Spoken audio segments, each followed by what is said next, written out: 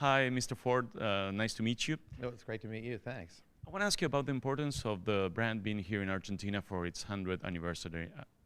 Well, it's a hugely important thing for us. You know, Argentina was, first it was North America, where my great-grandfather founded Ford, and then Argentina was the second country he came to.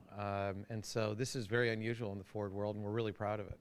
Why was Argentina chosen to be the second country outside the U.S.? I mean, if you looked at the Argentina demographics back then, you know, it was a highly educated population with a growing GDP and a lot of natural resources. In fact, it looked a lot like the United States. And there was a great debate back in that era prior to the First World War in terms of which was going to be the next great superpower, the U.S. or Argentina. Really? Yes. And how did your great-grandfather saw Argentina? Well, I think he, you know, when he came down here, he thought it was a great place to be, obviously, and he opened up immediately.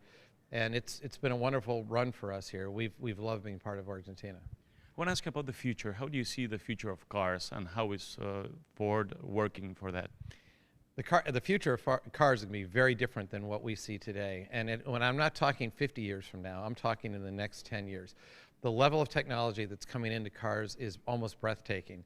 You know, soon cars will be connected to the cloud, and once that's the case, cars can do almost anything. So very soon cars will be able to communicate with other cars so that they get real-time information on traffic flows and weather patterns. They'll be able to communicate with the infrastructure, all the sensors that are out there. We'll be talking to the cars and vice versa to help with traffic flows, things like traffic light synchronization. Your car will be able to find you a parking spot when you leave home because you're going to tell your car where it's going. And you'll drive right to that spot because it will also reserve that spot for you. And then you'll pay by your smartphone. You won't have to exchange money. And ultimately, we'll have self-driving cars, autonomous vehicles. And we're working on that technology today.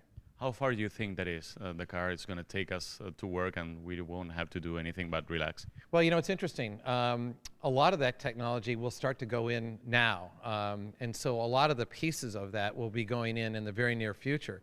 The last piece, the fully self-driving car where the driver is completely hands-off, I can't exactly tell you when that's going to be because it must be perfect when that happens.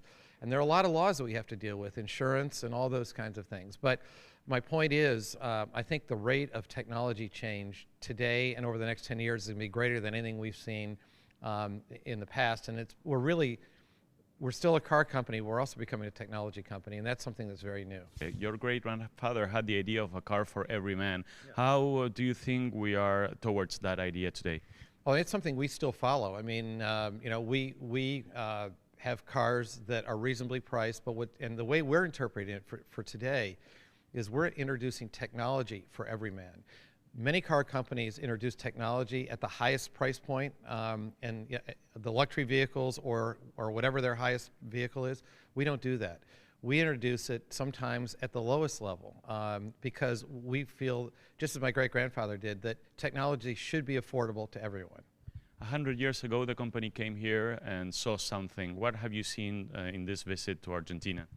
Well, I mean, obviously, you've been here 100 years, and we've seen everything in 100 years here, as has the country. I mean, we've seen wonderful years, we've seen terrible years, we've seen stable economic times, we've seen hyperinflation, we've seen politicians from both ends of the spectrum, and you know, yet we continue not only to survive but get stronger and stronger. And so, what I see when I come here is that Ford is very well respected in Argentina, that our employees give back to society in a way that makes me very proud.